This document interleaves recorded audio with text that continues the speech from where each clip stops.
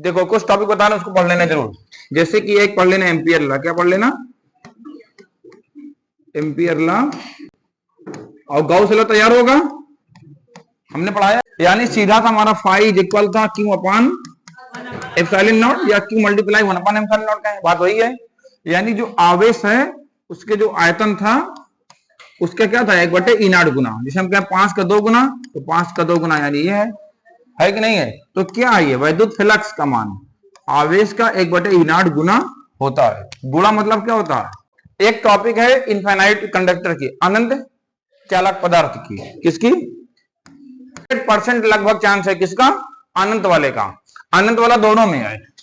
Ampere के नियम भी अनंत वाला क्वेश्चन आता है इसमें, और गॉस लॉ में भी एम्पियर का क्वेश्चन आता है, सॉरी अनंत का क्वेश्चन आता है। यानी एक दे देगा अनंत चालक पदार्थ है, इसके कारण क्या होगा, ये और ये। गॉस लॉ का अनुप्रयोग हमने करवाया होगा, उसमें है ये, ठीक है। तो ये दोनों जरूर पढ़ना, अनंत वाला हर हाल में पढ़ना। पहली डिफिनेशन ये होती है, पहली पॉइंट। दूसरी पॉइंट गॉस लॉ क्या चीज होती है। तीसरी पॉइंट दोनों के लिए अनंत चालक के लिए एक डेरिवेशन होता है, ठीक है। दोनों टॉपिक के अलग अलग है, तो ये दोनों भी जरूर पढ़ना हर हाल में।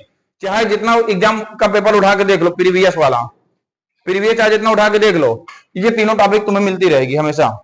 और एक टॉपिक बहुत इंपॉर्टेंट जरूर पढ़ना, Ohm's law. Ohm's law definition नहीं बात कर रहे हैं हम, डिफिनेशन तो सबको याद होगा। बहुत इंपॉर्टेंट टॉपिक ये सारी है, ये सारी अब तक आप लोग को जानते हो क्या होना चाहिए था, एकदम बढ़िया से याद होना चाहिए था, है कि नहीं है? वी प्रोपोर्शनल आई याद कर लो, वी प्रोपोर्शनल आई। ओम का नियम यही तो है कि वोल्टेज यानी विभवांतर का मान, विभव या विभवांतर का है, थोड़ा डिफरेंस होता हमने पढ़ाया है। विभवांतर का मान उसमें प्रवाहित धारा के समानुपाती।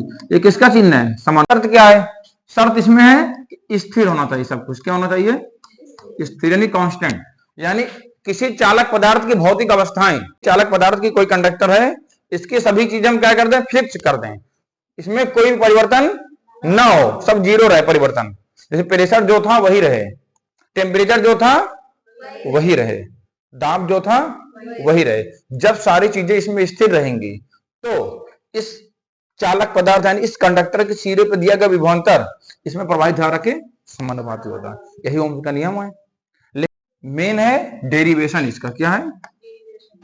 डेरिवेशन है। ओम्स लॉ का डेरिवेशन बहुत ही इंपॉर्टेंट है बच्चे, बहुत ज्यादा। समझ में आया कि नहीं आया? ओम्स लॉ का डेरिवेशन निगमन पूछता है, और किस चीज से पूछता है? लिखा रहेगा पेपर में कि ओम के नियम का निगमन अनुगमन वेग की परिभाषा से कीजिए। किससे? हाँ, अनुगमन वेग की परिभाषा से। अनुगमन वेग को अपवाह वेग भी कहते हैं। क्या कहते हैं? अपवाह वेग, या फिर हो सकता है अनुगमन वेग की परिभाषा से ओम के नियम की व्युत्पत्ति कीजिए। इस तरह का क्वेश्चन बनाएगा, तो ये बात याद रखना। अभी हम पढ़ लेना, ओम्स लॉ पढ़ लेना। हाँ आइए आइए आइए, केसीएल एंड केवीएल, ये सब तो पढ़ाया ही गया। KCL KVL, wheat stone, wheat stone bridge, wheat stone bridge. और इधर क्या चीज था जो पढ़ाया गया था? हाँ, Biot Savart, Biot Savart law. ये सारी एक पट्टिका, समांतर प्लेट पट्टिका की धारिता, संधारित्र की धारिता क्या है? परिनालिका के अंदर चुंबकीय क्षेत्र। और एक टॉपिक है टोरॉइड, टोरॉइड। ये भी, इसमें भी क्या करना है? अंदर बाहर, मतलब टोरॉइड पूरा पढ़ना है तुम लोगों को। और एक भरता, प्रतिरोध की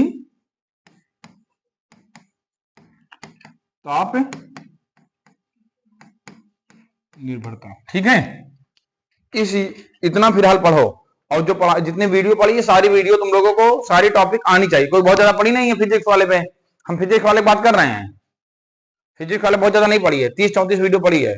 जो जो तुम्हें आ रही है उसको मत देखो, जो नहीं आ रही टॉपिक ऊपर हेडिंग रहती है उसको देखो, सारी आनी चाहिए, और इसमें से सारी आनी चाहिए, और फिर जो नहीं है उसको हम बात करेंगे उसमें हम।